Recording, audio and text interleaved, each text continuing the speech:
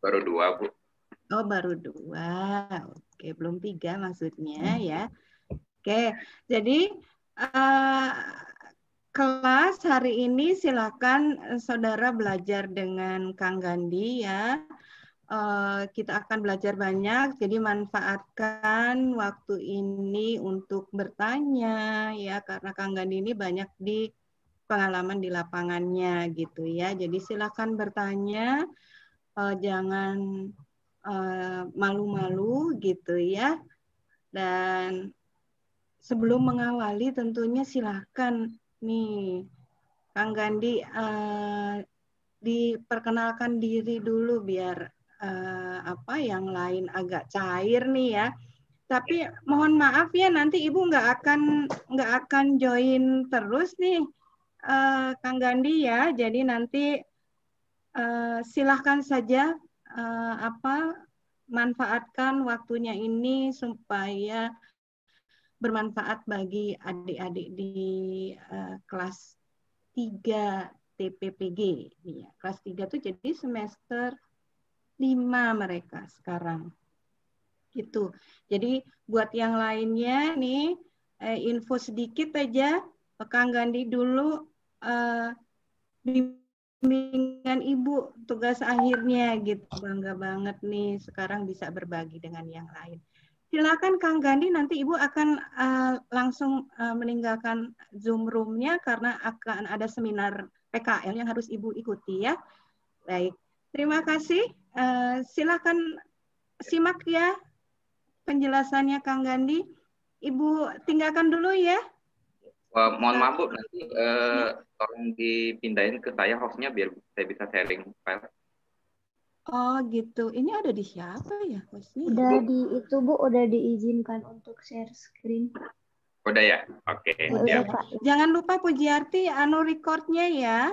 Iya. Karena sudah, Ibu Bu. nggak bisa mengikuti, nanti Ibu biar bisa belajar juga ya. Iya Bu. Oke. Saya tinggal dulu ya Kang Gandhi ya. Silakan dengan adik-adik ya. Terima kasih Bu. Ya, sama-sama. Assalamualaikum warahmatullahi wabarakatuh. Sebelumnya terima kasih banyak ya buat waktunya Kang Gandhi ya. Oke, baik. Teman-teman, saya langsung aja mungkin mempersingkat waktu perkenalkan diri. Saya dengan Gandhi Widiarnoko, masuk 2002, lulus 2005. Waktu itu sipil konstruksi gedung. Kemudian, ya betul tugas akhir saya dengan Ibu Jul. Waktu itu materinya saya ambil glasir dari tambang geodipa menjadi keramik. Jadi saya memang dari di Polban juga memang fokus ke building material. Kemudian lulus saya bekerja di berbagai kontraktor dan konsultan 4 tahun pertama, baik gedung maupun jalan sampai tower juga, tower BTS maksudnya. Kemudian bergabung dengan berbagai perusahaan sampai hari ini di perusahaan building material. Hampir semua building material saya sudah memposisikan sebagai tenaga penjual dan marketing. Sekarang saya bekerja di perusahaan Jepang, namanya NK, kalau di Indonesia PT Ikan Trading Indonesia. Produknya lebih kurang hampir sama dengan Foxrock maupun Sika atau BASF. Saya kebetulan juga pernah di Foxrock juga. Nah, itu sekitar 200-an produk, dan itu dari fondasi sampai atap, kebanyakan building material atau chemical building material. Kemudian terkait materi hari ini, request dari Bu Jul yaitu mengenai concrete repair atau perbaikan struktur. Jadi ini perbaikan ini tidak selalu bicara bangunan lama. Perbaikan itu bisa jadi lagi ngerjain gedungnya butuh perbaikan, itu sering. Lagi ngerjain gedungnya rubah desain, rubah struktur. Nah, itu masuk kategori perbaikan. Apa yang direncanakan tapi tidak sesuai yang dijalankan, itu juga termasuk perbaikan. Jadi materi ini global, silakan disimak, dan saya terbuka kalau takut. Ini Ini ada 50 slide. 7 slide pertama tentang profil company. Saya akan share sebentar saja, nggak nyampe 5 menit. Sampai slide ke-50 mungkin udah materi utamanya. Kalau dirasa terlalu cepat, tolong disampaikan, dipotong aja. Tapi kalau ada pertanyaan, alangkah baiknya dicatat dulu, baru nanti setelah saya selesai mau ditanyakan, atau nanti saya bagi per 2 sesi, buka pertanyaan, kalau nggak ada saya lanjut. Baik teman-teman, saya langsung saja ke materinya ya. Slide PowerPoint. Ya, oke. Terima kasih. Ya. Baik, terima kasih waktunya semuanya. Saya sudah perkenalkan tadi, mungkin saya skip aja. Ini yang pribadi, mungkin yang company saya lanjut. Ya, DNK itu perusahaan yang udah 100 tahunan, berdiri 1915. Dia memiliki beberapa unit usaha. Dia ada elektromer perform plastik, elektronik, komponen elektronik, tapi untuk bikin komponennya. Life scientist, bikin vaksin, sekarang lagi bikin vaksin untuk corona di Jepang. Kemudian infrastruktur dan inorganik material. Nah, di Indonesia saat ini hanya ada divisi infrastruktur dan inorganik material. Kemudian di Jepangnya kami ada satu kota kami sendiri, kita sebutnya Omiplan. Di kota tersebut kita ada hidropowernya sendiri, limestone-nya sendiri, dari kiln sendiri sampai elektronik furnace-nya sendiri. Semuanya ini menghasilkan semen core dari tipe 1 sampai tipe 6, dan menghasilkan aditif semen. Nah, aditif semen inilah yang produk-produk yang kami jual di Indonesia. Kalau core semennya kita nggak masuk di Indonesia. Kemudian di Asia Tenggara, di Asia terutama, kita ada pusatnya di Malaysia, karena kita akuisisi perusahaan global di Malaysia namanya F-Top.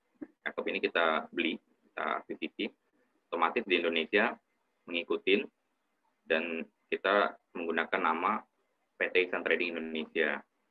Cuman di produk kami memang masih menggunakan nama F-Top, walaupun masih ada produk-produk DNK-nya adalah produk full import, karena F-Top ini produksi di Indonesia dan di Malaysia. Kami office di 18 Office Park, satu gedung dengan Adi Karya Departemen Gedung. Ini pusat R&D kami di Shah Alam Section 15 Malaysia.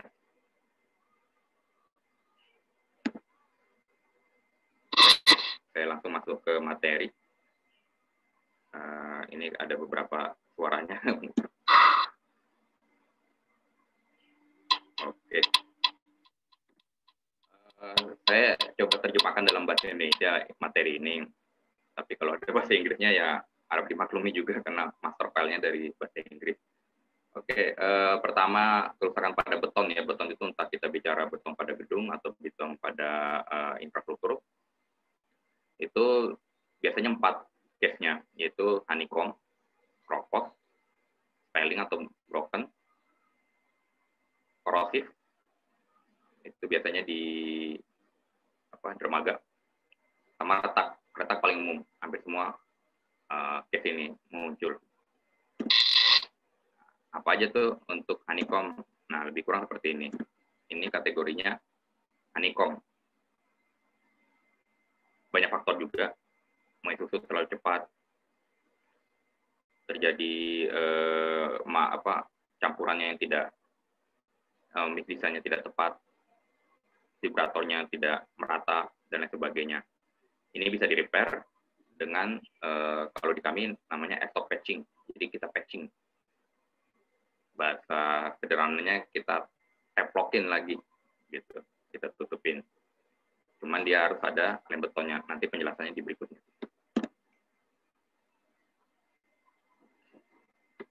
Kemudian spelling, broken. Nah, ini biasanya umur Kalau ini struktural, ini jelas, ini udah kehilangan kekuatannya. Kalau ini non struktural, ini masih ada kekuatannya, tapi dia tidak monolit lepas. Jadi ini disebutnya spelling atau rusak lah. Kalau ini biasanya dermaga ya, atau bangunan lama udah lepas, kemudian terekspos air, jadinya karat, mengurangi strukturnya, karat. Nanti perbaikannya bisa. Ya, ini paling umum, crack, retak, banyak faktor. Ini perbaikannya rata-rata injek, tapi bisa diukur dulu berapa besar itu dengan penggaris keretakan. Ada penggarisnya berapa besarnya, lebih dari 5 mili, bisa diinjek, di bawah 3 mili atau di bawah 5 mili, bisa di coating. Jadi tergantung, bahkan kedalamannya pun ada tertentu. Kalau dia dalam sekali, udah menembus rebar, berarti itu biasanya udah struktur.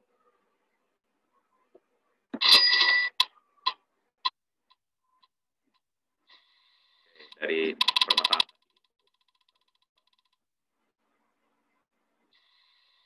itu bisa growting, inject, perkuatan, strengthening, distort rate, dan di patching. Nah, ini kita akan lihat semuanya kelima perbaikan ini, karena ini berbeda-beda memang penanganannya.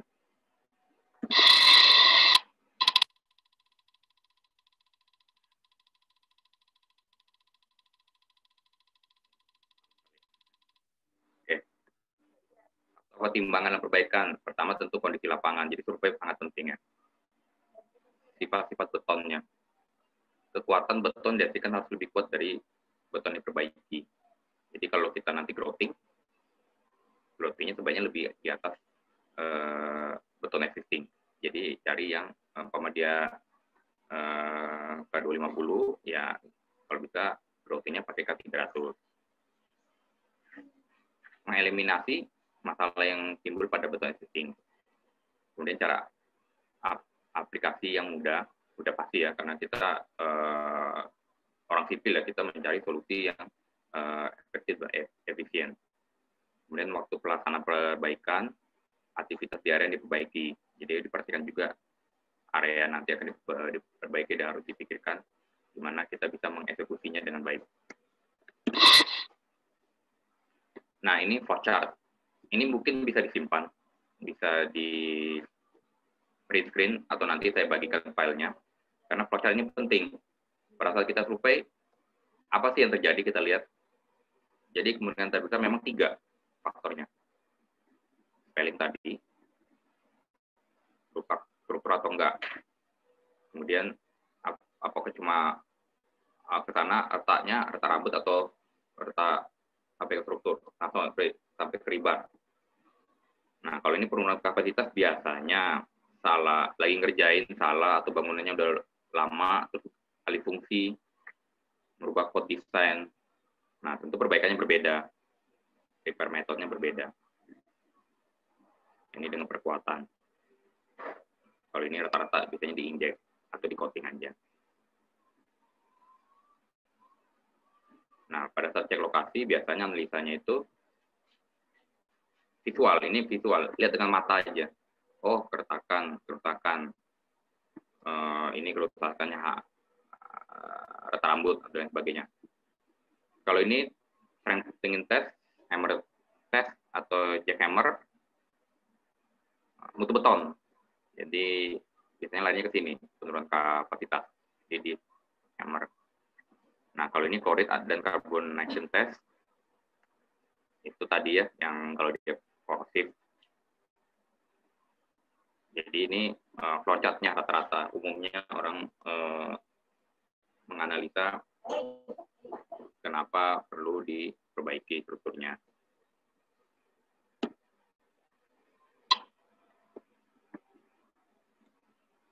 Ya.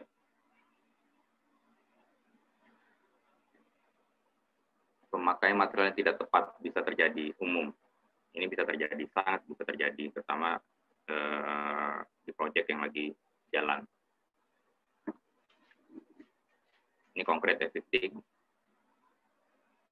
Ini apa namanya, material yang nggak ngebonding. Jadi dia dari yang beton lama ke beton baru dia nggak ngelem. Harusnya dikasih bonding agent dulu. Baru diteplokin, ditutupin. Nah, dalam perbaikan kadang ini nggak apa namanya, si material ini nyusut. Jadi ada celah. Jadi udah perbaikan jadinya ada crack. Jadi perbaikannya juga harus tepat. Kemudian dia muncul crack juga. Ini apa settlement ini endapan maksudnya. Yang kedua sagging. Ya, ini sagging. Jadi kayaknya ada di luar nih kelihatannya udah padat sih, udah bener nih. Ternyata di dalamnya ada kompong, kita perbaikinya ke kompong. Jadi nanti perbaikannya bonding agentnya harus ditekan. Kemudian ini juga patchingnya juga harus ditekan. Nah, yang ketiga biasanya mortarnya, saggingnya ini mau material mortarnya.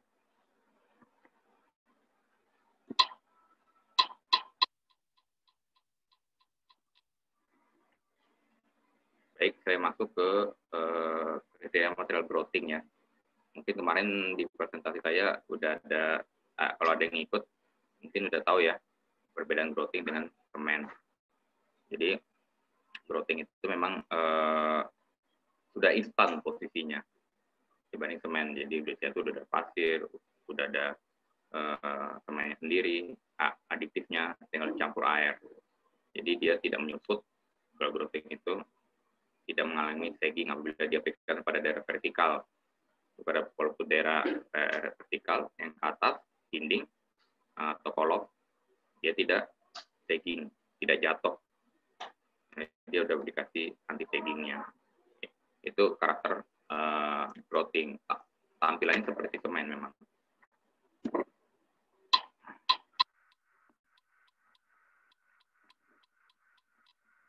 Ya, ini pertama ya, perbaikan dengan grouting ya. Pertama kita chipping. Jadi biar dia ketemu strukturnya. Memotong tulangan lama, pemasangan tulangan pengganti, ini kondisional ya. Proteksi coating, anti karat, ini kalau yang korosif, pemasang foamwork, proses grouting, pembongkaran, sampai dengan pemasangan lapisan rimbun beton. Saya lanjut langsung ke gambarnya. Ya, ini chipping. Yang pertama, kalau mau grouting ya tentu di chipping dulu. Bisa sampai ketemu rebarnya. Kemudian pengupasan selimut betonnya, pengupasan selimut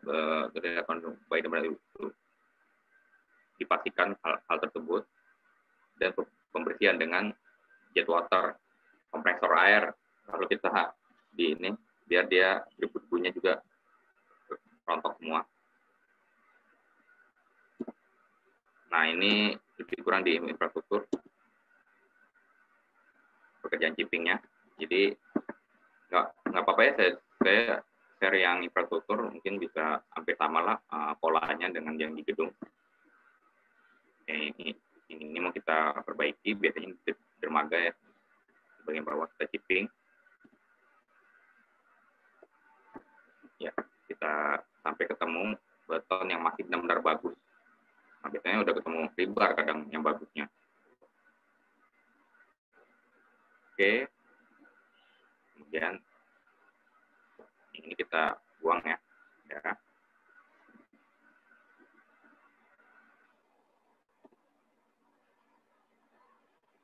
Kita buang, kita pakai kompresor air buat membersihin.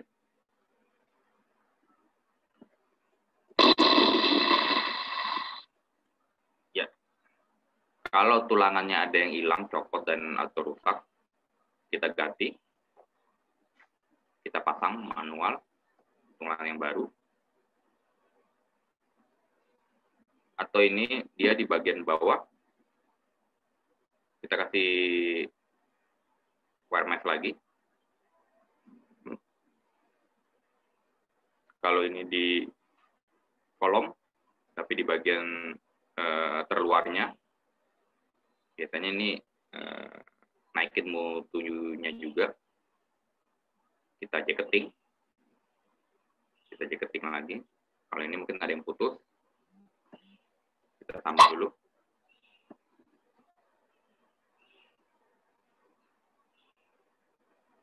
Setelah kita pasang, sudah kita mal, kita coating dengan anti karat. Bagian yang terlihat ini karena pekerjaan di dermaga ya, jadi memang butuh anti karat. Setelah itu selesai, baru kita lakukan pekerjaan backcasting sebelum di grouting. Setelah di backcasting bisa multiply, bisa juga dengan tank atau plat baja, plat hitam. Ya, ini pekerjaan grouting. Dimasukin ke dalam pumpnya. Sebelumnya di mixer, masukin ke pump. Kemudian diberi tekanan, dia dimasukin ke pipa-pipa kecil yang sudah kita siapkan.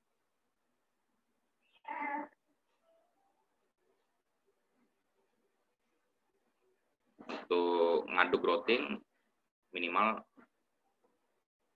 pakai alat mixer yang 500 putaran per menitnya atau sekitar 570 watt. Tabung grouting ini macam-macam ya, tabung grouting untuk ukurannya. Nah, untuk kompresor dia minimal 2-3 bar tekanannya. Oke, tadi udah kita siapkan ya. Jadi ini tadi udah di backcasting. Ini lubang-lubangnya, penekanan. Nah, ini lebih kurang kayak seperti ini. Orangnya di atas, alat-alat juga di atas. Nah, di bawahnya kan air. Agak ribet kalau dari bawah. Dengan dari atas, baru diinjek, di pump, di sini. Ini. Masuk. Karena grouting itu sudah ada flowable-nya. Jadi dia nge-flow, mengisi. Walaupun nembaknya cuma satu sisi, tapi dia akan mengisi ke semua. Makanya ini backcasting-nya juga harus benar dan tepat. Sampai dia penuh secara otomatis. Terakhir finishing. Finishing ini tergantung request ya dari owner. Apakah akan di coating atau dikasih pelindung coating konkrit saja, atau tidak usah di coating sama sekali, yang penting rapi.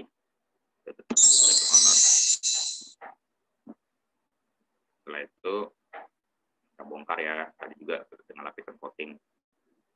Bongkar backcasting minimal 28 hari bongkar backcasting. Cuman kalau ada ikutan project minta 7 atau 14 hari, tiap grouting punya umur betonnya sendiri, tinggal disesuaikan. Karena kalau grouting itu dia selalu makin naik sampai maksimal sampai 28 hari. Ada tabelnya di tabel grouting.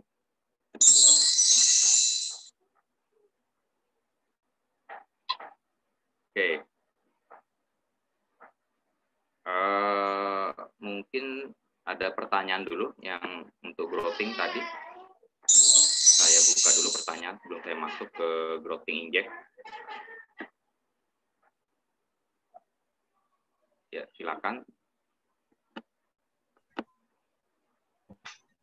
Enggak ada. Bapak izin bertanya. Oh iya, boleh. Saya Fitra Puspita. Izin bertanya, perihal tadi yang grouting, itu tuh ada penutupnya nggak, Pak? Kan diisinya sampai penuh. Itu ada penutup untuk si nutup lubangnya atau biarin gitu aja, Pak? Makasih, Pak. Oh ya, baik. Jadi grouting ini kayak sebenarnya yang saya tunjukin tadi itu kayak kita ngecor aja biasa, sama. Cuman karena dia tidak ada agregat, dia agregatnya kecil. Jadi cukup kayak manual aja pakai selang gitu. Jadi bikin backcasting, kemudian itunya pakai selang air biasa buat masukin si growthingnya. Nah, dia akan flowable, dia akan ngisi dengan otomatis, nggak perlu di vibrator lagi. Itu kelebihan growthing dibanding pekerjaannya dengan semen biasa. Setelah dia penuh, udah selesai nih, penuh, udah terisi, diketok-ketok udah mengisi nih, diketok-ketok yang backcasting tadi, mengisi, ya sudah itu dilepas aja selangnya, terus itunya ditutup. Ya pakai selang lubang kecilnya itu aja, dilepas, terus ditutup aja, biasa. Udah sampai mau ngejar berapa?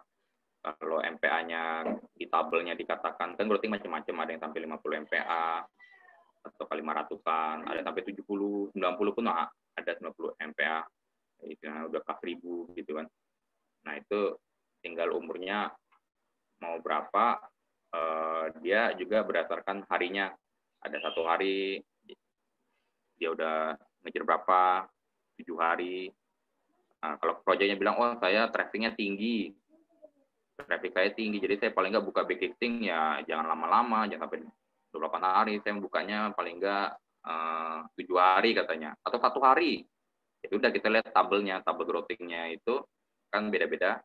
7 hari itu sampai berapa MPA, sama dia sampai 50 MPA, 3 hari aja dia bisa 50 MPA. Kalau proyeknya oke, 50 MPA, ya sudah 3 hari buka.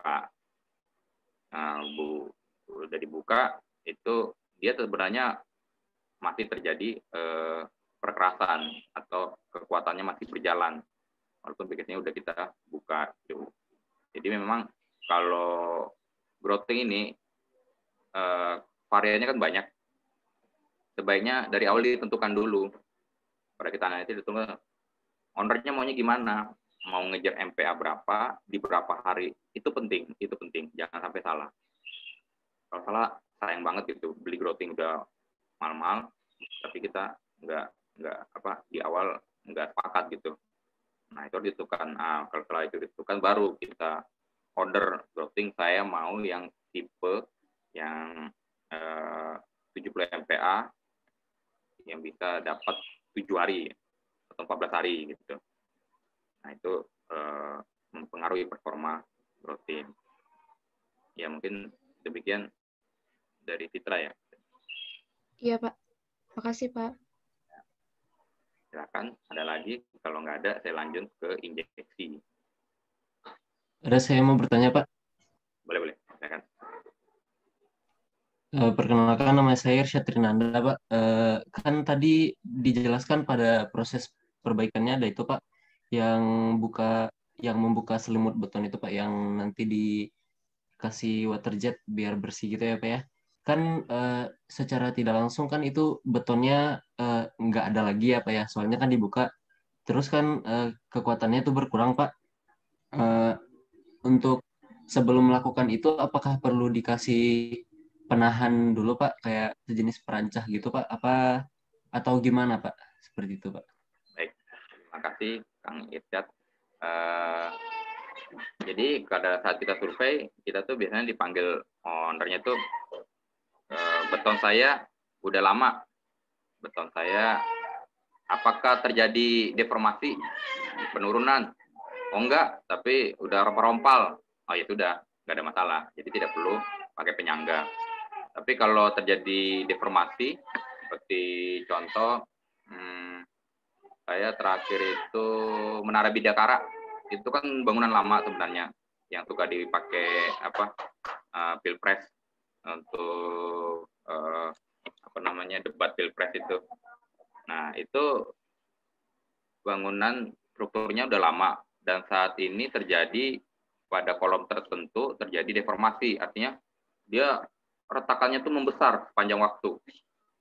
Jadi per hari itu bisa berapa mili gitu. Nah itu di tenannya, karena itu kantor perkantoran ya yang disewa orang, akhirnya dilakukan penyangga dulu, nahan dia dulu sebelum melakukan pekerjaannya. Jadi tergantung penggunaan penyangga itu diperlukan atau tidak.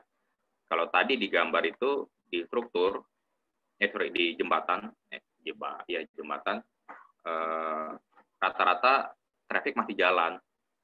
Seperti jembatan Cisomang yang geser atau ada retakan di kolomnya, itu kan traffic tetap jalan, mungkin dibatasin truknya, kendaraannya, mungkin kendaraan kecil saja di atasnya, di bawah pekerjaan perkuatan.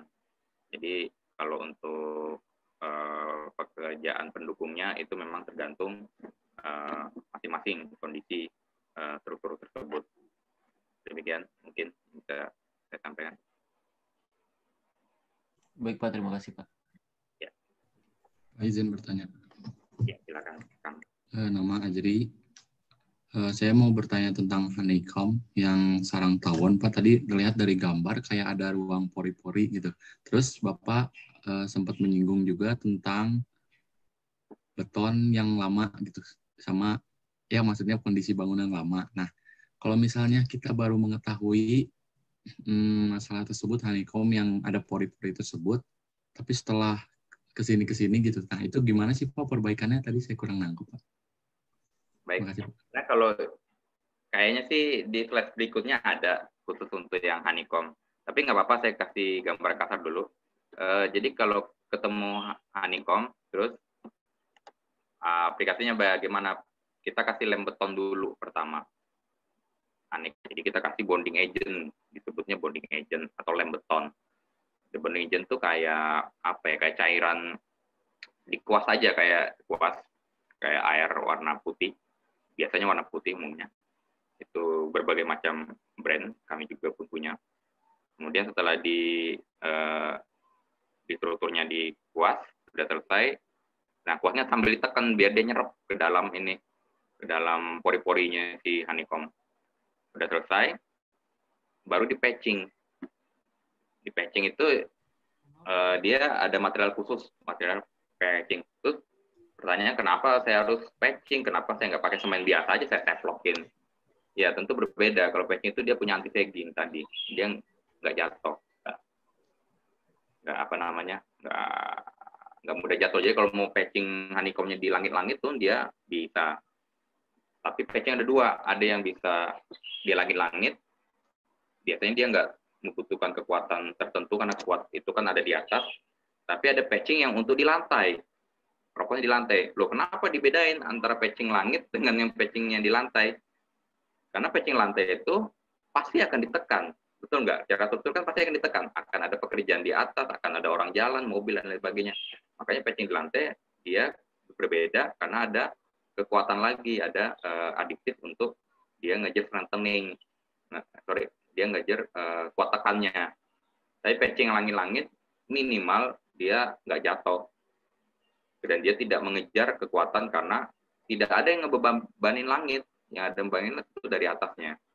Nah itu contoh sekilas atau gambaran kasar kalau ketemu pekerjaan honeycomb. Tapi kalau honeycombnya dia di dinding, bebas.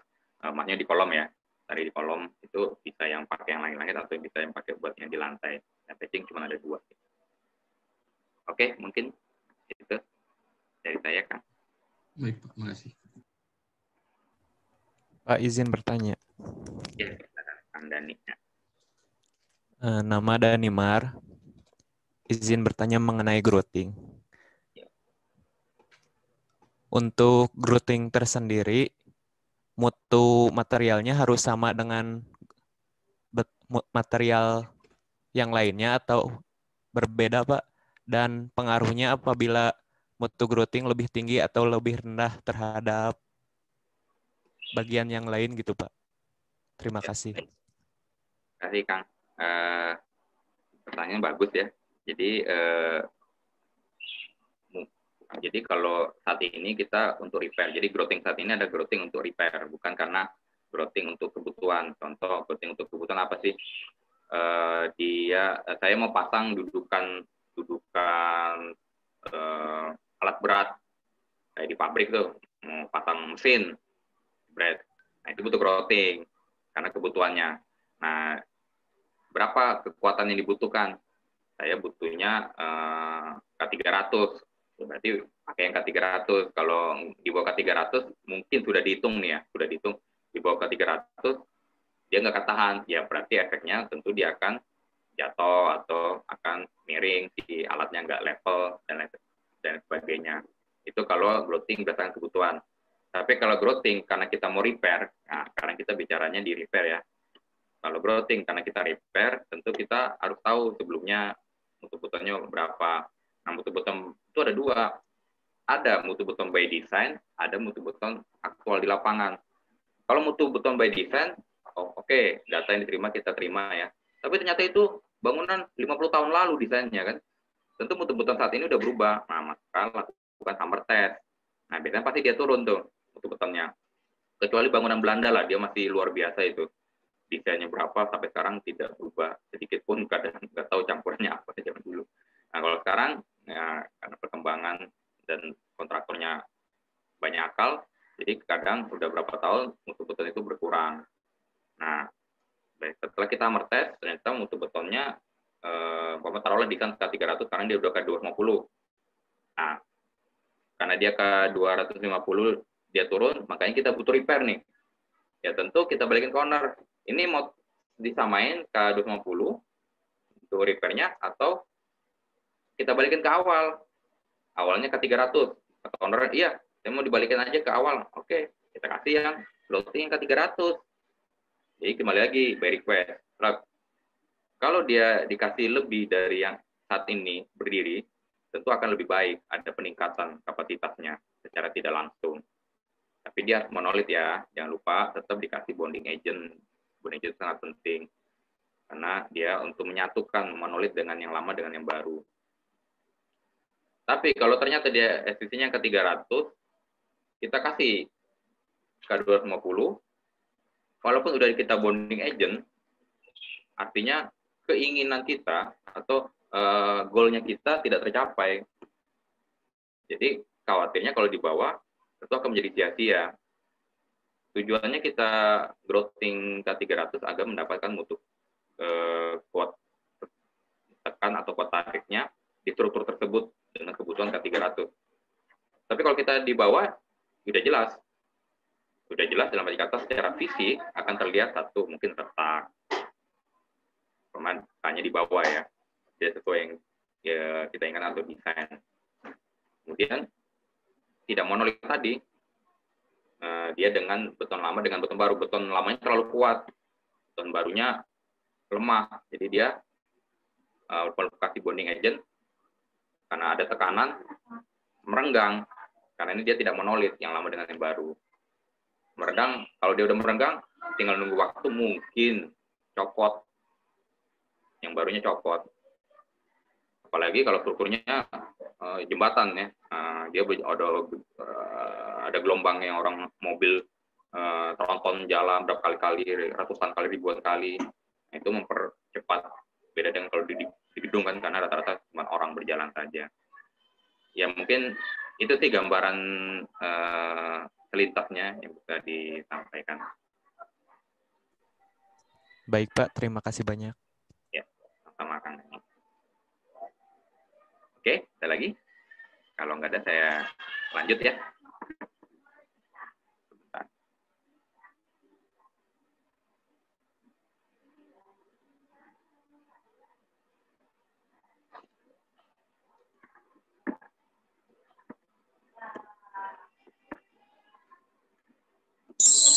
Oke, saya lanjut ke injeksi ya.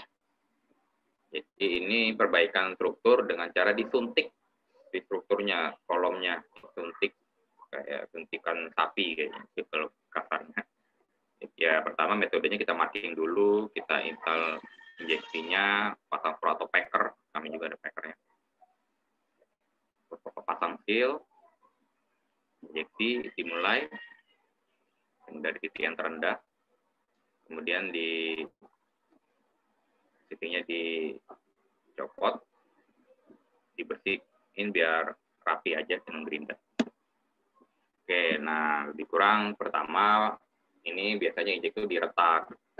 Retak itu ada penggarisnya, berapa besar keretakannya, ini penggarisnya, tomalnya ya. Kemudian ditandain kayak spidol aja. Ini ya, ini kita pasang core-nya titik-titiknya atau packernya, kemudian pasang sealnya. Seal ini apa ya, karet lah, karet buat dia nggak melebar kemana-mana. Kalau udah disuntik nanti dia biar nggak melebar kemana. Ya, sekarang baru diinjek tuh selang-selangnya. Itu benar-benar ini kayak disuntik, tapi beton yang disuntik. Tadi kan udah ada seal ini sealnya ya. Masuk dengan kompresor sama ini cairannya.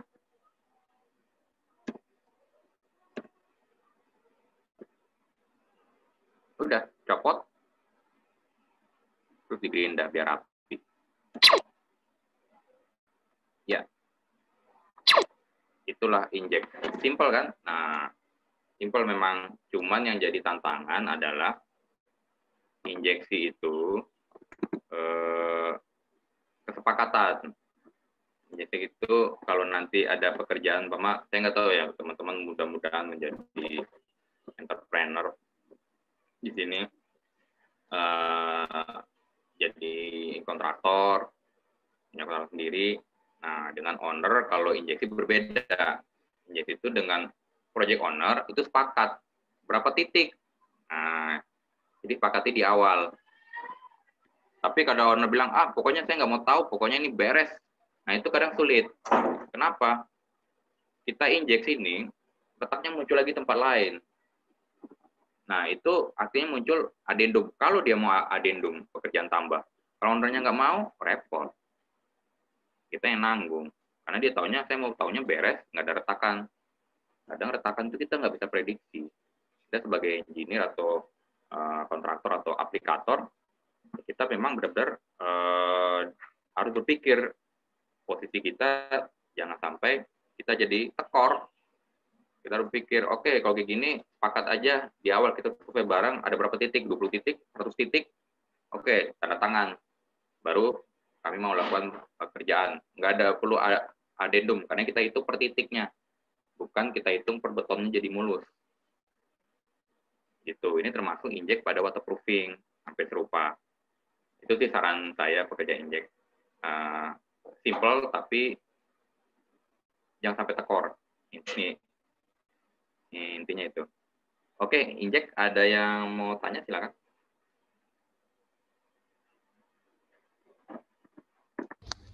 Kalau nggak ada, izin bertanya. Oh ya, boleh. Neng.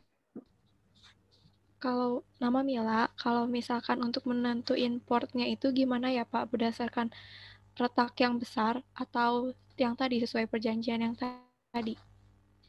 Oke, terima kasih. Jadi kalau tadi sekilas di gambar terlihat pakai penggaris keretakan itu biasanya 5 mili ke atas. 5 mili ke atas itu bisa dimasukin port atau bisa diinjek, maksudnya di situ. Nah, kalau di bawah 5 mili biasanya keretakannya tidak menyampai struktur. Kalau di atas rata-rata nyampe struktur. Tapi kembali lagi dari pihak owner. Saya maunya 3 mili ke atas, terima kasih, oke kita injek, kita pakai mal, mana yang 3 mili.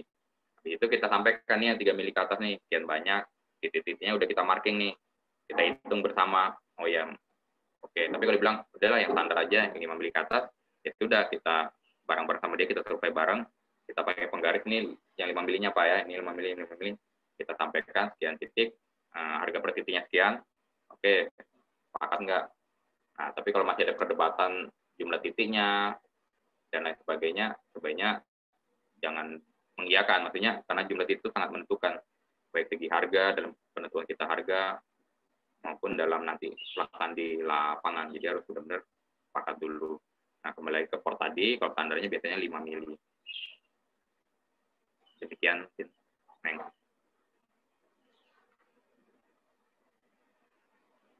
Kalau dulu, maaf, saya dulu punya penggaris itu, mungkin bisa beli di fotokopian buat latihan di rumah, barangkali di kosannya ada yang retak, coba diukur, biar tahu 3 mili, 5 mili. Tapi memang kalau dinding di kosan, ya retak itu tembok biasa biasanya kalau di kosan, tapi nggak apa-apa buat belajar, beli aja di fotokopi biasanya ada kok, biar pengen tahu aja sih besaran retakan. Nah kalau kedalaman retakan sampai struktur itu pakai UPV, di kampus ada, maksudnya di Polban ada, tahu kayak sama Kang Andri. Nah, itu ada alatnya UPV. Kita juga kadang di lapangan diminta owner berapa sih kedalamannya, nah itu pakai UPV. Tapi kalau untuk lebarnya kita pakai penggaris itu aja cukup. Oke, mungkin itu cerita saya. Silakan kalau ada lagi. Kalau enggak saya lanjut.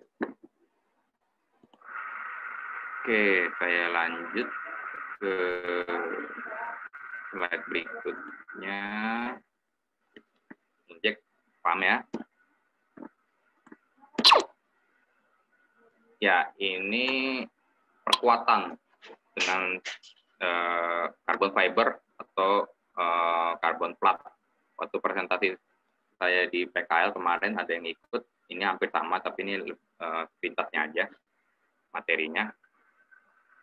Jadi langkah-langkahnya grinding, cleaning, priming, digerinda, dibersihin, dikasih primer, pasang resin, pasang wrapnya, finishing. Ya, ini hampir sama, dibersihin. Jadi sorry, saya balik dulu. Ini sebenarnya pekerjaan ini bisa mix ya. Artinya bisa dia diinjek, pasang wrapping ini, bisa tadi di grouting dulu, pasang wrapping. Jadi kalau wrapping ini harus bersih, si kolomnya benar-benar udah kondisi sehat. Sehat apa? Kondisi bisa diaplikasikan. Berbeda kalau grouting sama injek tadi, memang kondisinya udah ancur-ancuran. Nah kalau di wrapping nggak bisa, harus dirapikan dulu. Entah itu di grouting sebelumnya, entah itu diinjek dengan resin sebelumnya. Ya, kemudian sudah bersih, dikasih primer. Primer ini kayak lem, bukan lem ya, apa ya, buat ngebersihin debunya lah, meresap ke pori-pori. Jadi dia nutupin pori-porinya. Primer, habis itu diresin, baru dipasang. Ini primer dengan resin dua langkah yang berbeda ya, cuman ini fotonya satu. Pakai rolan gitu, itu pasang wrapnya. Ini kebetulan contoh di gedung. Ini dipasang wrapnya, nanti ditutup lagi dengan resin. Jadi udah di primer, di resin itu lemnya, wrapnya kayak kain gitu. Tutup lagi agar dia terbungkus. Ya, ini hasilnya seperti ini. Nah, ini dua hal. Kalau ownernya nggak mau kelihatan ini, contoh di Kimia Farma Banjaran, karena dia pabrik obat, pengennya rapi lagi, putih lagi kayak sebelumnya. Ini bisa ditutup dengan kita ada Estotep MMA, cat dasar, baru tutup dengan cat. Warna apa aja bebas. Kalau ini di kolom, sebelumnya kolomnya ada keramik, mau di keramik bisa juga tutup dengan keramik. Jadi dikomprot dulu, baru besoknya dipasang keramik biar gigit di keramiknya. Tapi kalau mau diekspos pun nggak ada masalah. Yang penting pekerjaan terakhirnya tadi seperti ini. Nah ini ditutup lagi sama resinnya, ditutup lagi, jadi dia tercover dan dia jadinya monolit, menggantikan struktur yang hilang biasanya. Ya, demikian untuk rentangin selintas. Ada yang mau nanya lagi? Silakan, saya buka pertanyaan. Saya mau nanya, Kang, boleh? Ya, Kang, boleh. Nama saya Salsa. Maaf sebelumnya nggak on cam karena di laptop. Mau nanya, kan itu priming tuh kan pakai lem. Itu kan lemnya pasti khusus, Kang. Kalau itu lemnya yang kayak gimana? Ya, kita di kami ada namanya Estorep primer. Jadi sebenarnya lemnya itu di resin ya, bukan di primer ya. Lemnya itu di resin. Nah, kita juga Estorep resin. Kalau yang primer pertama itu dia cuma untuk, nah, Dia cuma untuk nutupin pori nih, kayak otot saya ini kasar nih, otot saya kasar. Nah, dia nutupin pori-porinya dulu. Jadi beton dia kasar kan pasti kan. Nah, dia nutupin. Walaupun kita udah bersihkan pasti kasar kan. Apalagi kalau kita gerinda. Nah, dia nutupin pori dan menghilangkan debu. Itu primernya. Setelah di primer baru di resin. Yang resin lebih kurang kayak lemnya gitu. Jadi dia sangat lem memang untuk yang bahan bangunan.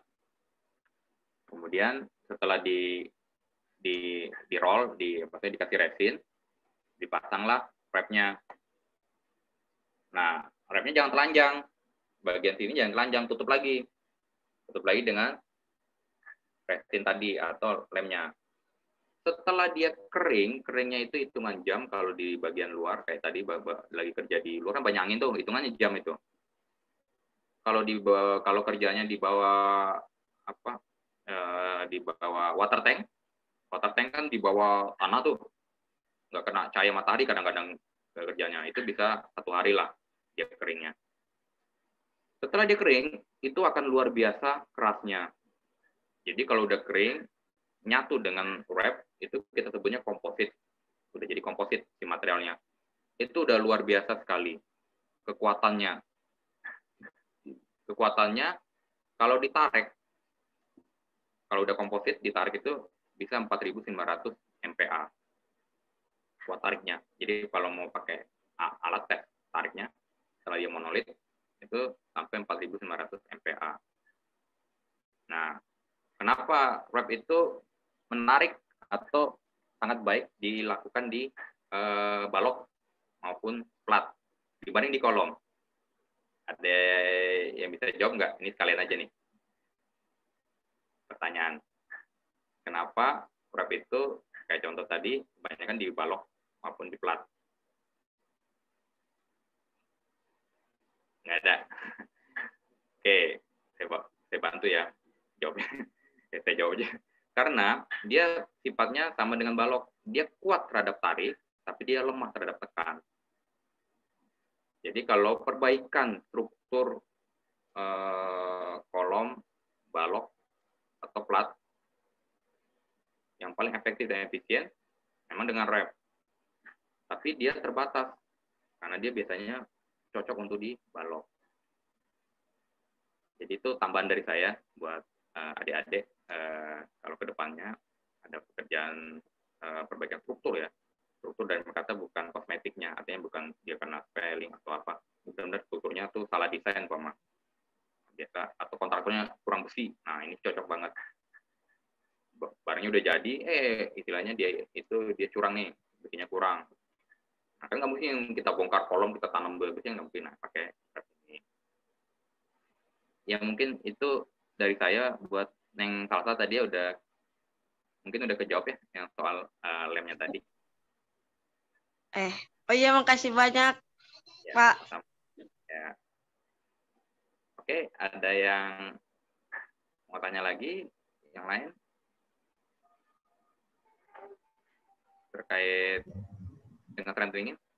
Jadi rendering ini advance ya. Jadi ini perkembangan teknologi di struktur. Jadi kedepannya sangat memungkinkan. Kedepannya akan menjadi sangat umum dengan settingin dibanding jacketing atau dibanding struktur baja konven. Jadi kalau untuk perbaikan struktur ini sangat menarik untuk bukannya dipelajari, karena sekarang di lapangan orang udah pakai ini umumnya baik di gedung maupun di infrastruktur. Terlebih keunggulannya dia tidak merubah desain, tidak merubah arsitektural karena dia sangat tipis hasil akhirnya. Dibanding kalau kita jacketing pasti dimensinya akan berubah besar. Memang tadi ada beberapa kekurangan, dia tidak begitu berefek di kolom. Karena kolom cenderung menekan. Kolom biasanya kita menggunakan plat, karbon plat. Yang lebarnya 5 cm, ada yang 10 cm. Dan yang terakhir, sekali lagi saya bilang, kuota dengan setting ini didukung dengan software. Ada softwarenya. Kalau ada yang mau belajar, bisa hubungi saya. Kita buka kelas khusus untuk software ini, gratis. Software kecil, basicnya dari SAP, namanya kayak SAP. Oke, mungkin itu dari saya terkait strengthening. Ada pertanyaan lagi? Kalau enggak, saya lanjut. Oke, saya lanjut. Ya, ini udah yang keempat. Ya, dengan shotcrete. Nah, kalau shotcrete ini biasanya ini di infrastruktur, di jembatan, di dermaga. Karena mau di-padlockin, mau di-patching susah. Makanya di shotcrete. Dan biasanya di langit-langit atau di kolom.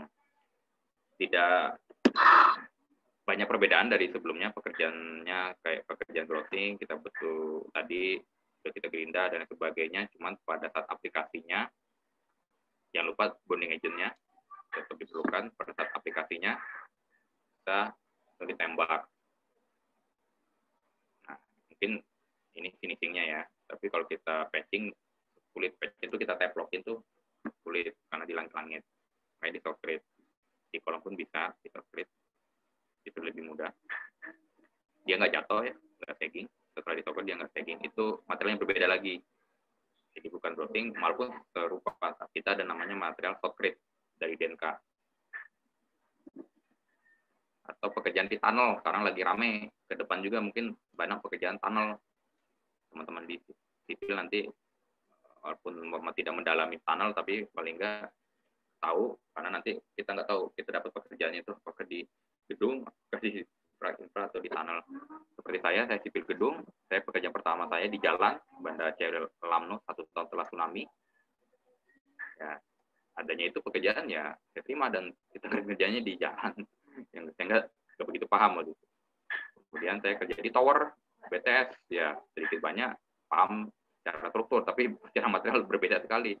BTS dengan gedung. Ya, ini shotcrete ya, sepintas saja karena mungkin sudah paham, cuma bedanya pasti di material ya. Tapi sebelumnya saya buka pertanyaan, kalau ada silakan, kalau enggak saya lanjut ke yang terakhir, patching.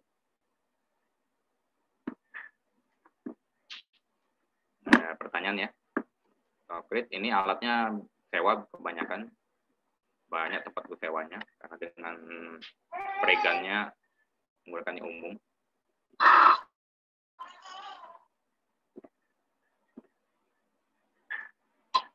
Ya, ini patching yang terakhir ya. Tadi sebenarnya sudah selintas, tapi lebih patching. Jadi patching itu kita lihat perlu di patching atau enggak. Tadi karena honeycomb bisa, atau karena ini kita marking ke. Kenapa? Ini dia posisinya tembok. Temboknya tembok bata. Berarti kan plesterannya hari ini. Nanti di marking tidak perlu diinjek, plesteran jangan diinjek ya. Tembok bata-bataan jangan diinjek karena itu partisi bukan struktur. Nah, biasanya di patching. Patchingnya bisa dengan mortar biasa. Tapi pada saat patchingnya ketemu struktur, kolom, balok, atau flat, tadi yang saya sampaikan, patchingnya dengan material patching, bukan dengan mortar biasa. Kemudian ini dibobok dulu tadi.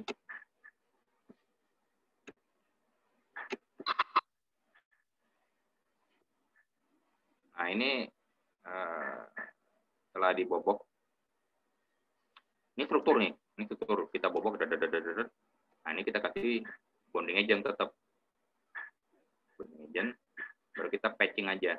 Karena kenapa? Kecil, areanya kecil, mau di shotcrete terlalu kecil areanya, mereka cukup di patching. Kedua, mudah untuk di patching juga, karena lokasinya di kolom.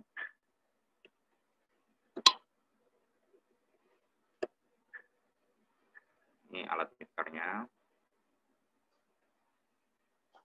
material patchingnya. Tadi campur air ya, sekitar 20%. Saya balik lagi. Siapkan airnya. 4 sampai 4,5% air. Dan diaplikasikan. Ini kayak nembok biasa, tapi materialnya berbeda. Kedua, tahapannya berbeda. Jadi dia mengembalikan strukturnya. Oke, itu aja soal patching. Saya sudah jelaskan tadi. Dan itu semua material, semua teknis aplikasi selintas yang saya sampaikan, tapi lebih kurang dalam perbaikan struktur seperti itu.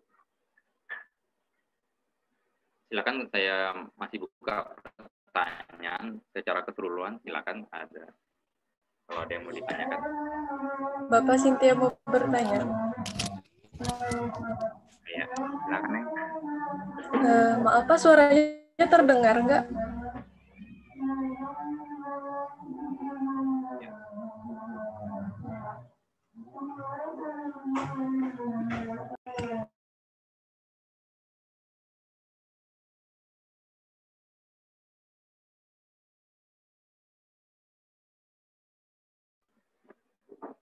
Ya, oke. Sorry, silakan.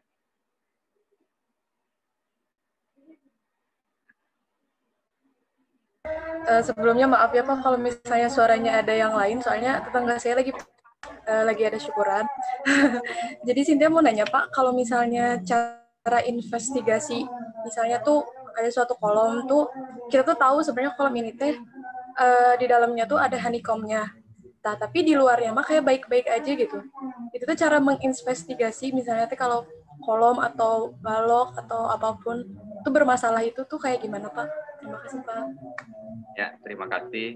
Tanyanya bagus sekali. Itu memang menjadi tantangan ya. Tantangan di saat kita dipanggil, kita survei. Loh, kita lihat sehat dari luar. Tapi di dalam, oh ini ada kok, ada ininya sih, ada yang kurang loh. Kita balikin lagi, taunya dari mana di dalamnya ada yang kompong gitu. Nah, itu biasanya memang dengan alat, berarti dia udah survei. Bahwa itu saya udah ini dengan alatnya ada kok di kampus di Polban dengan sensor radio ya, sensor radio. Alatnya besar, saya udah lihat kemarin sama Kak Andri, kayak troli didorong gitu. Cuman nggak tahu kalau untuk ke kolom ya, tapi kalau untuk plat atau balok dari atas dia bisa karena didorong pakai troli. Nah itu sensor itu bisa ketahuan tuh mana yang kompong, mana yang padat gitu. Nah itu memang mau nggak mau dengan alat. Tapi saya jadi pertanyaan lagi ke pihak ownernya, loh kok Anda tahu ini di dalamnya ada yang kompong, berarti dia udah survei duluan, ya udah pakai hasil survei aja. Nah setelah hasil survei diketahui, oh kompong-kompongnya di sini, itu hasil survei pun alat itu pun nggak harus yang padat atau yang kompong besar ke kecil pun dia bisa tahu di alat itu, alat sensor itu.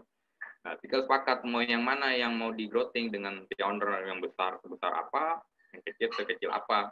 Jadi jangan, kita cuma menganjurkan tapi jangan memutuskan. Kalau kita yang memutuskan atau yang menentukan, kita akan seumur hidup jadi penanggung jawab si struktur tersebut. Jadi sebisa mungkin kita engineer menganjurkan, mengajukan yang besarnya ini berdasarkan hasil survei. Kalau udah dari survei bersama ya, saya ini Bapak atau Ibu mau yang mana aja diperbaiki.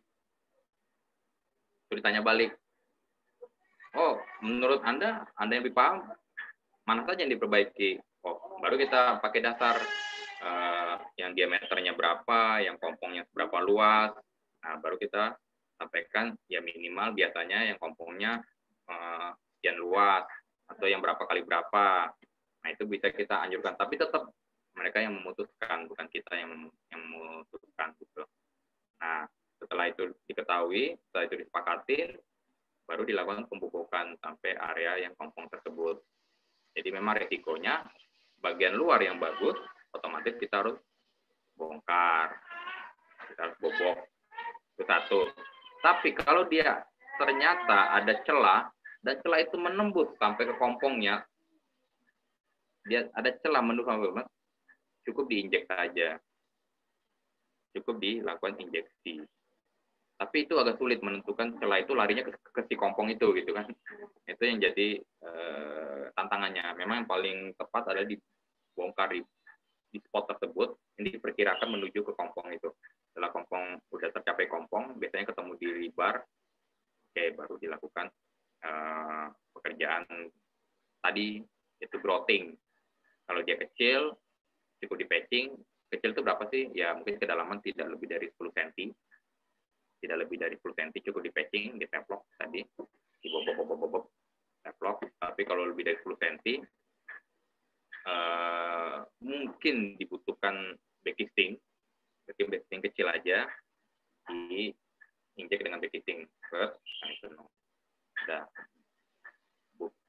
bersihin lubangnya, tutup lagi, baru nanti kita berapa hari baru dilepas di backcastingnya. Jadi metode kerja cukup ada perbedaan, jadi cukup diperhatikan. Materialnya pun berbeda, cukup diperhatikan, harus diperhatikan setelah disurvei. Tapi kembali lagi, prinsipnya kita nanti sebagai engineer atau entrepreneur, jadi aplikator atau kontraktor, tidak memutuskan. Kami cuma mengerjakannya saja. Tapi kalau diminta solusinya, kami cuma mengajukan berdasarkan pengalaman kami, biasanya seperti ini.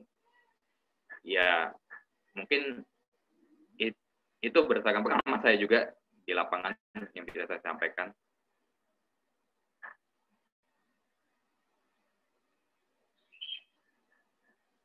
Oke, dari saya cukup adalah ya.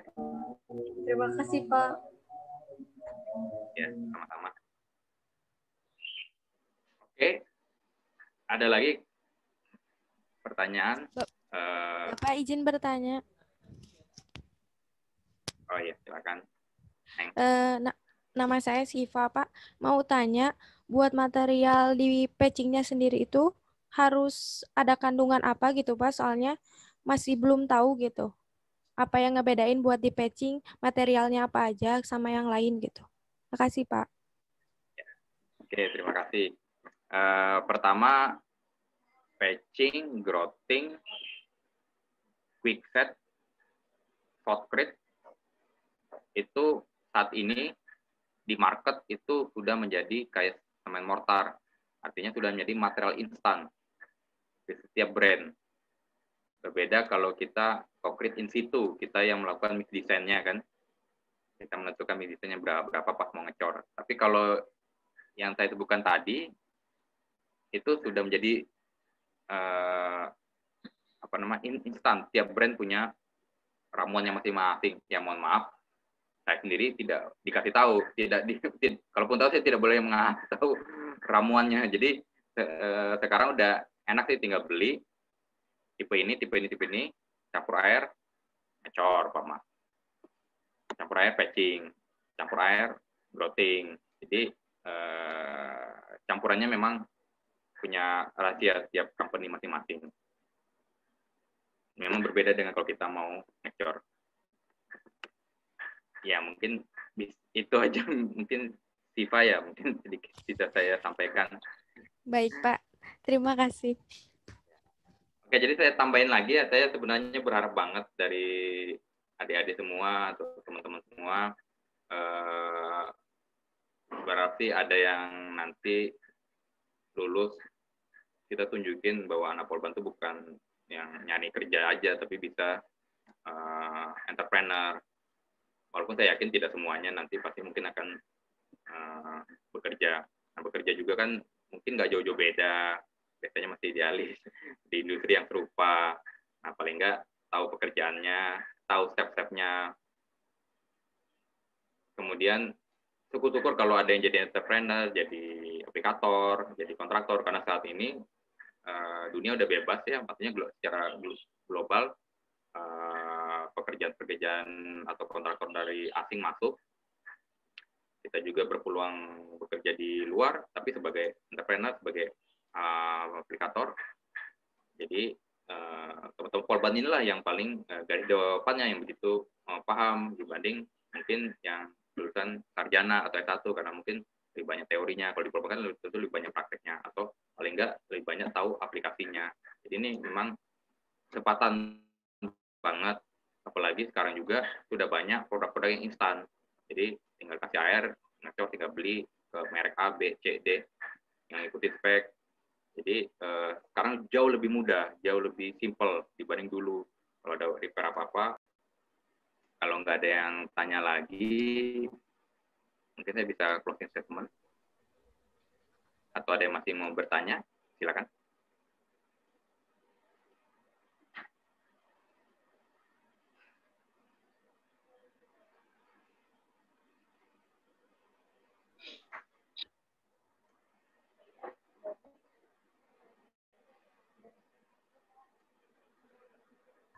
Bapak mau bertanya.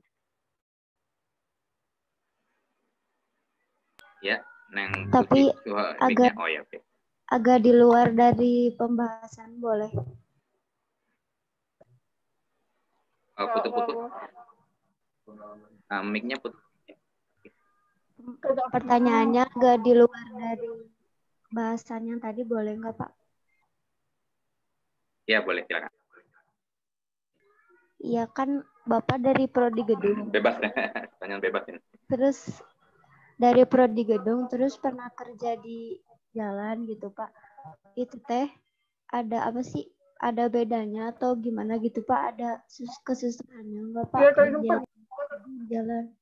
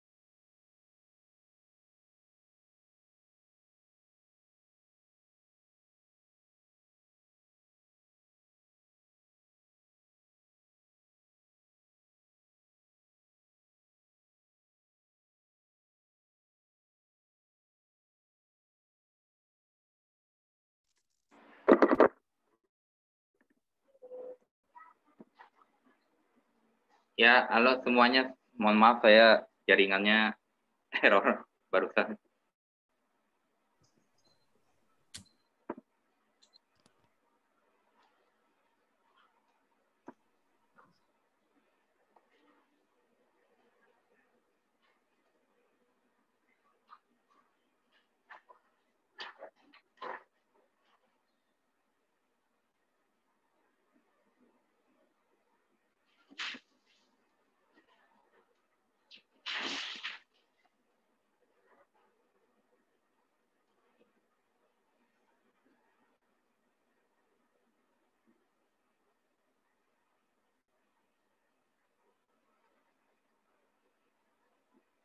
Ya, silakan. Tadi ada yang nanya, saya tadi nggak ke copy.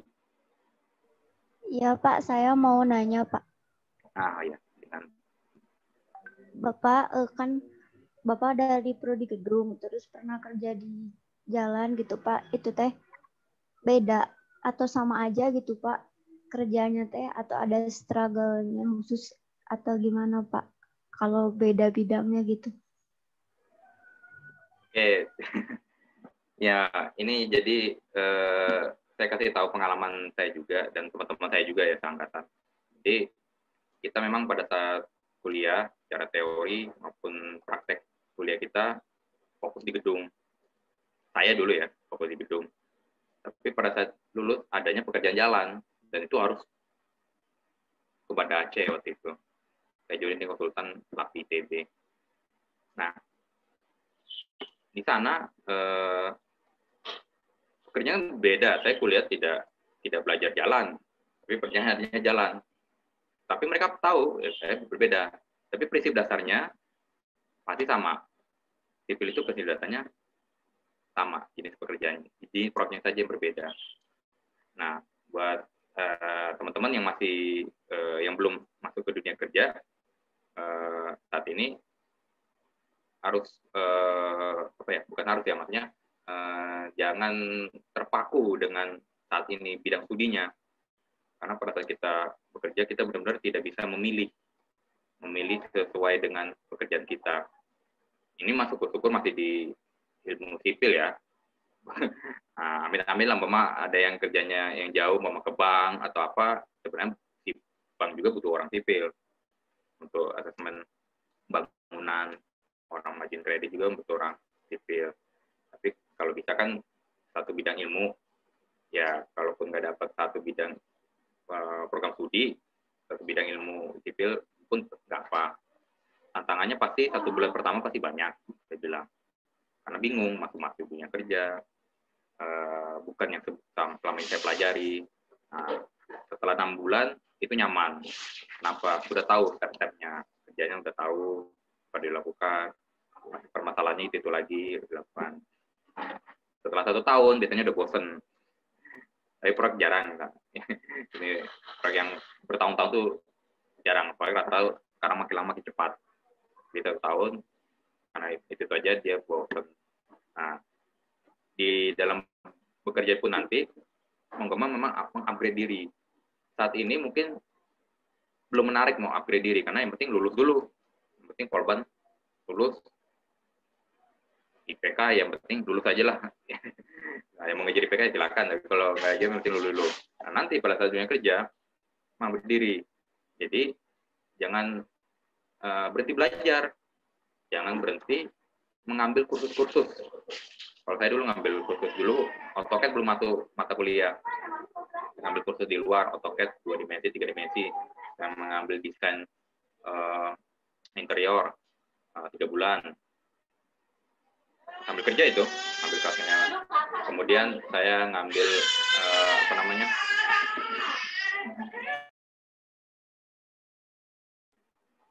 Nah, kemudian saya ngambil training-training tertentu, ambil jalan. Bahkan kadang kita kerja, saya biasanya AutoCAD ini ternyata jalan itu pakai AutoCAD land development, bukan AutoCAD yang biasa kita bangun buat gedung, pakainya land development, beda-beda tipis lah. Jadi kalau biasanya bikin AutoCAD untuk bikin gedung, ini bikin AutoCAD-nya untuk jalan, berbeda lagi. Padahal sertifikat saya AutoCAD yang buat bangun gedung.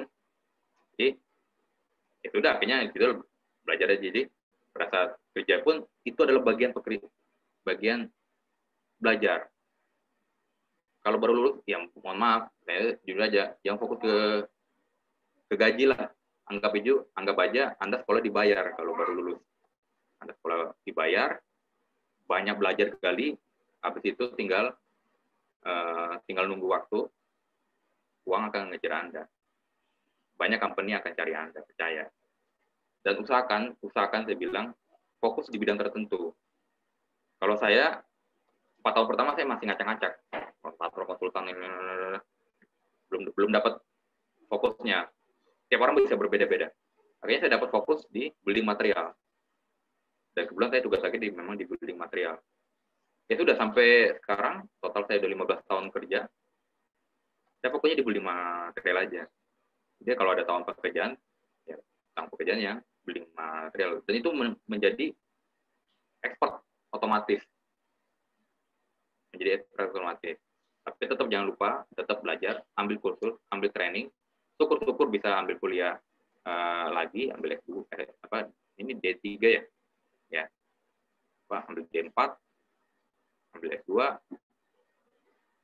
Oh ya, sorry, ini D4. Lanjut S2. Yang penting tidak mengganggu pekerjaan. Sekarang banyak S2 kelas karyawan. Ya, jadi jangan berhenti. Kalau udah kerja, jangan terbuai. Kalau udah nanti masuk ke dunia kerja pun, jangan terbuai jadi karyawan terus. Berpikir untuk mengupgrade diri, kalau memang tetap karyawan, atau mengupgrade diri menjadi entrepreneur.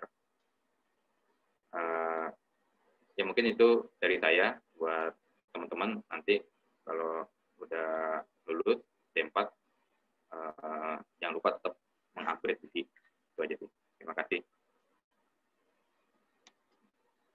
Terima kasih, Pak. Ya, silakan ada yang mau diskusi bebas. Mumpung saya masih ada waktu juga, masih free. Belum ada jadwal meeting lagi.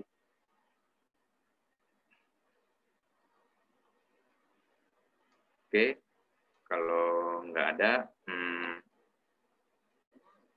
mungkin terakhir dari saya tambahan, manfaatkan ilmu ini karena saya berusaha untuk menyampaikan apa yang ada di industri saat ini sudah berjalan.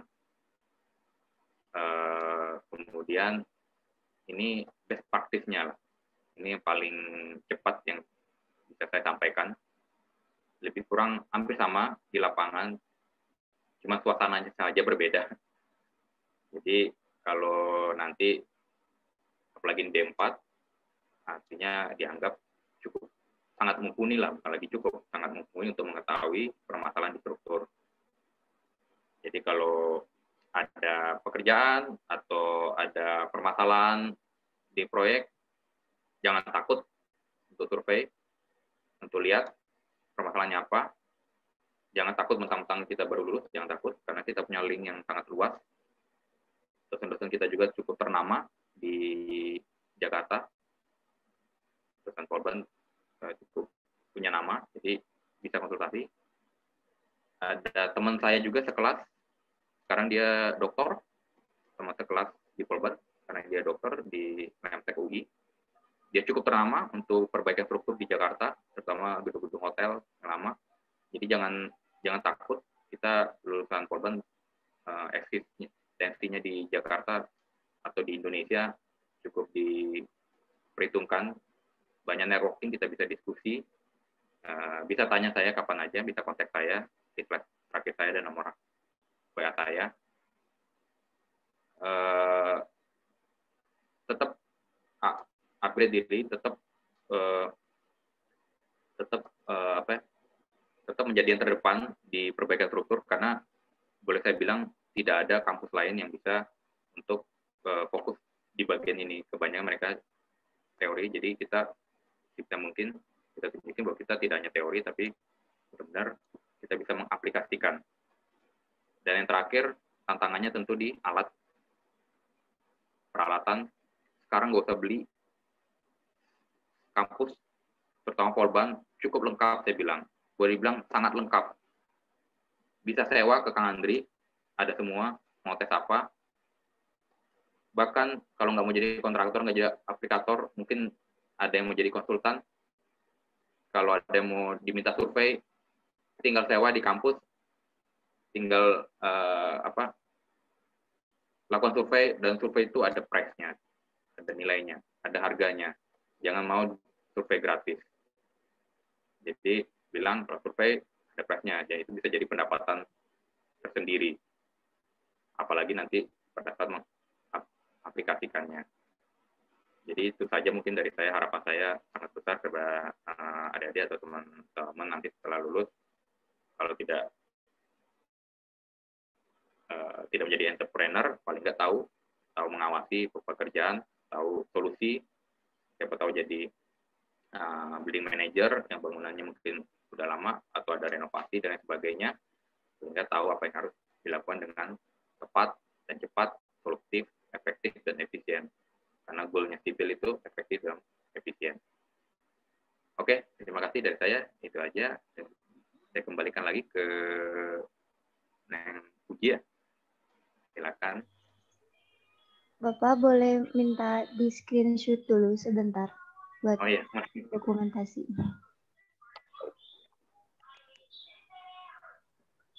Teman-teman boleh dinyalain kameranya yang belum.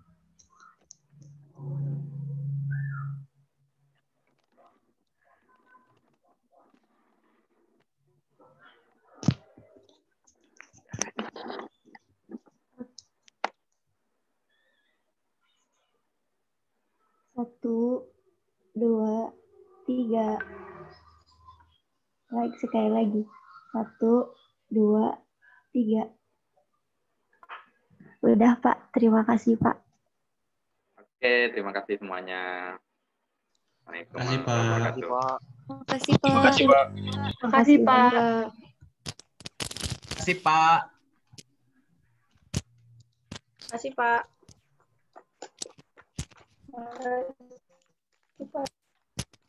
Si Pak. Padahal tadi minta nomornya. Si bapak teh apa ngapain tadi teh kata bujul teh? Kita recordna paruman euy. Astagfirullahaladzim.